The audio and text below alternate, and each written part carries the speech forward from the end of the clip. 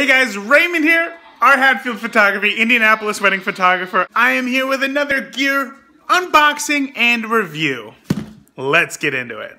So one thing that is incredibly important to me in getting work done is a solid mouse, right? I have the Logitech M510, which I liked. It was okay. It feels slightly too cheap. So then I upgraded to the Logitech M705. However, this mouse, every time I would move it, it would like jump, and then the other day, this one just completely stopped tracking. Cleaned out the inside of the laser, and still nothing. Replaced the batteries, tried everything, nothing. I figured that it was time to get a new mouse. Being a photographer, I always have a lot of peripherals plugged into my computer. They take up, a lot of USB real estate. One thing that I absolutely hate about Logitech is this little dongle right here. I tried plugging it into my USB 3 hub, but guess what? Too slow. The latency is just unacceptable. So that is why I decided to go with, it's made for my computer. I went with the latest edition of the Magic Mouse. There's a lot of negative sides to this mouse. For one, there's no additional buttons. And for two, to charge it, you have to, that's the charging port on the bottom of the mouse. On the bottom. As in the side that you use. But there are several things that I value more than perfection. And one of them is progress. I know that I need a mouse. I know that I hate that dongle on the side of my computer so much. I've done my research. But just to be sure, I bought it used because honestly, Apple products are pretty expensive. Nobody can deny that. However, it's also hard to deny its build quality, which this feels fantastic, by the way. Found this one for, I think it was $39, and it said that it was used. So let's get into it. Let's see how this thing works.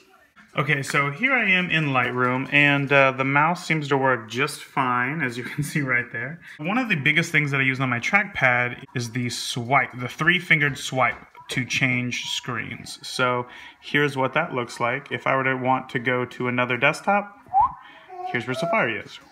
And then I could just keep going to other desktops where I might have multiple other windows open. Instead of 3 fingers on the trackpad, it is just 2 fingers on the mouse. It takes a minute to get used to because you really have to be gripping both sides of the mouse. You can't just be free-handedly you can't just swipe across. You really have to be gripping the mouse, and it kind of indents inward. So maybe I'm just overthinking this. Maybe I gotta get used to it better. But just scrolling with it here, it seems to work okay. So the next gesture that I use a lot is mission control to see what screens I have open. It is the same 3 fingers, and then you just swipe up like that, okay?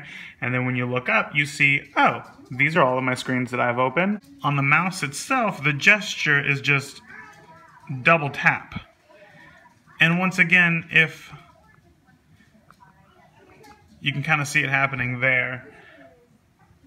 If I'm just inside of Chrome and then I just do a simple double tap, it should pull right up. Currently, I'm having a bit of a tough time just trying to get down the rhythm.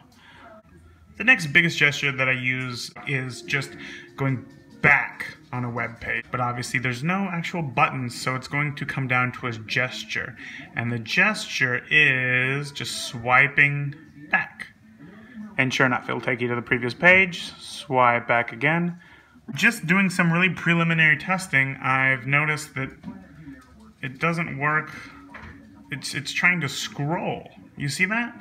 Even though I clearly have gone back, as the back page is highlighted, I can even click back and prove I was on a page previous to this. I'm not sure why, but that might be a problem.